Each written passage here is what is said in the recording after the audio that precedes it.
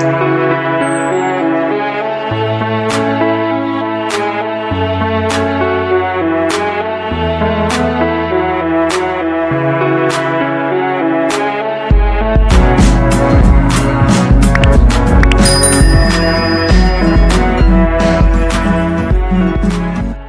वालेकुम my dear and beautiful viewers, मेरे बहुत अच्छे फॉलोअर्स और मेरी प्यारी सी बहन, आप सबको कोमल राइस सैलून में वेलकम करती हूँ और उम्मीद करती हूँ सब खैर वाफियत से होंगे।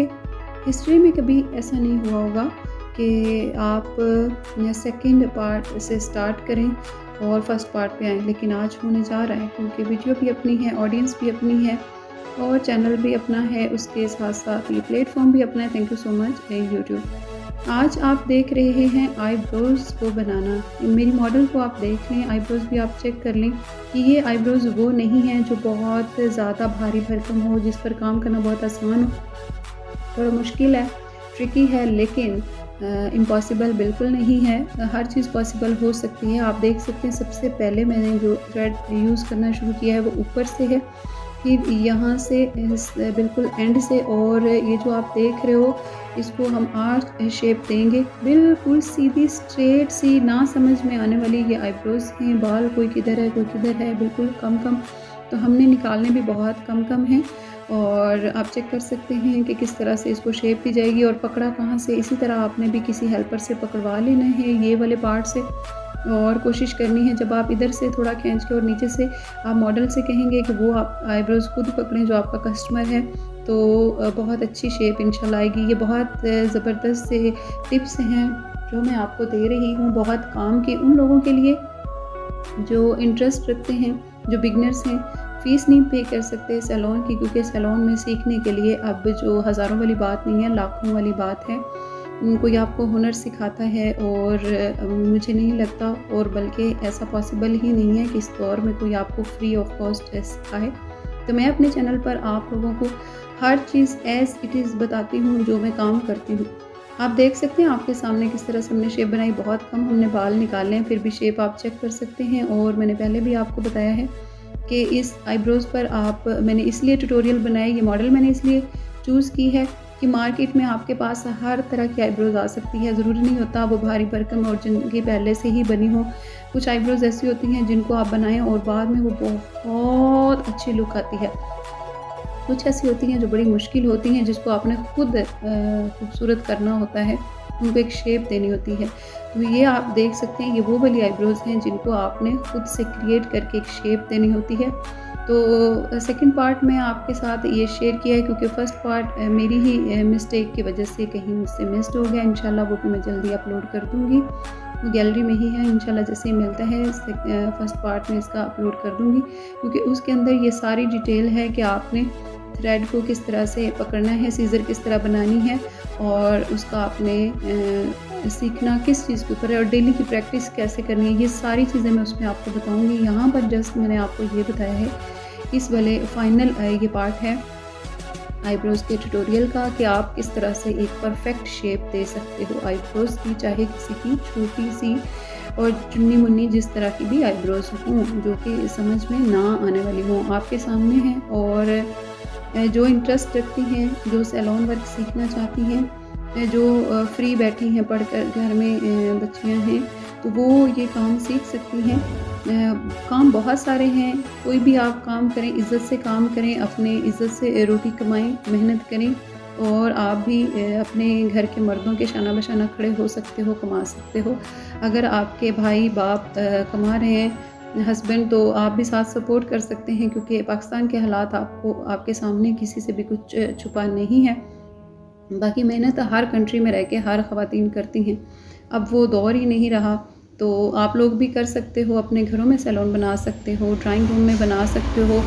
तो आप लोग ज़रूर किया करें। मुझे ऐसी ख़वातीन बहुत पसंद है जो काम करती हैं और मोहताजी अपनी ख़त्म करती हैं और साथ घर वालों के साथ देती हैं। तो यहाँ पर ये देख रहे हो आप कि ये बहुत ट्रिकी सी आईब्रोज़ हैं जिसको मैंने बनाया है और सिखाया है। आई होप कि आप ज़रूर सीखेंगे इस ट्यूटोरियल से इंशाल्लाह। और अपना फ़ीडबैक मुझसे आप ज़रूर शेयर कीजिएगा कि आपको कैसा लगा है।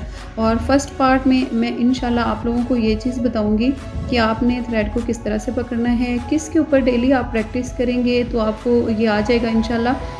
आपको 1-2 हफ़्ते में ये काम आ जाएगा। यहाँ पर मैंने ट्यूज़र का यूज़ इसलिए किया है कि आपको सम टाइम लगता है कि कुछ बाल ऐसे हैं जो आपसे थ्रेड में नहीं निकल रहे, और शुरू-शुरू में तो ये बिल्कुल होता है। तो आप इस तरह से ट्यूज़र के साथ भी बिना कन्फ्यूज़ हुए वो बाल निकाल सकते हो। जो एक्सपर्ट हो जाते हैं उनको ज़रूरत नहीं होती, लेकिन फिर भी अगर आप बिगिनर्स हैं तो आप ये यूज़ करेंगे। यहाँ पर इनके आईब्रोज़ में एक कट था जो कि नेचुरल था, या इनको कोई बचपन में चोट लगी हुई थी, तो ये भी बड़ा मुश्किल था। अब मैं यहाँ पर अपनी आईब्रोज़ का भी ज़िक्र थोड़ा-सा कर दूँ, क्योंकि जब भी कोई मेरे पास कस्टमर आता है, चाहे उसकी जिस तरह की भी आईब्रोज़ हों, तो वो मुझे ये बात करते हैं कि सिस्टर हमें आप जैसी आईब्रोज़ चाहिए। अभी देखें ये हो तो नहीं सकता। बहुत सारे लोग ये बात कहेंगे कि इन्होंने अपनी आईब्रोज़ का ज़िक्र क्यों किया है, लेकिन आपने मुझे देखा है, मेरी आईब्रोज़ में भी देखा है कि मेरी आईब्रोज़ काफ़ी लंबी भी हैं अल्हम्दुलिल्लाह, और घनी भी हैं। तो इस तरह से आप देख सकते हो कि हम छोटी सी आईब्रोज़ को भी, जो बिल्कुल पतली सी थी, टेढ़े मेढ़े बाल कोई इधर कोई उधर, उनको भी वही शेप दे सकते हैं, आर्च वाली शेप जो सब लेडीज़ की मोस्ट फेवरेट शेप होती है।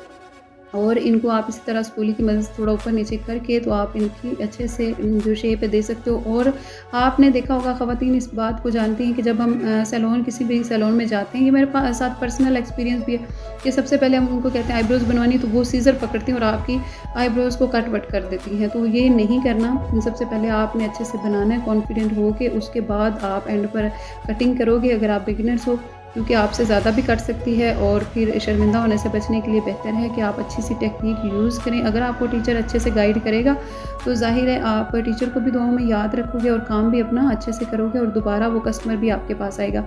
एक बात को याद रखिएगा, अगर आप अच्छे आईब्रोज़ बना सकते हो, अगर आप अच्छे आईब्रोज़ मेकर हैं, मतलब आप इसको बना सकते हैं, आपकी आईब्रोज़ अच्छी हैं, आपका वर्क अच्छा है, तो आपका सैलून बहुत अच्छा चलता है। सारा जो पार्लर का सीन है वो आईब्रोज़ के ऊपर ही होता है। अगर आपकी आईब्रोज़ अच्छी हैं तो कस्टमर आपका कभी भी किसी के पास नहीं जाएगा, वो सेटिस्फाइड हो जाएगा।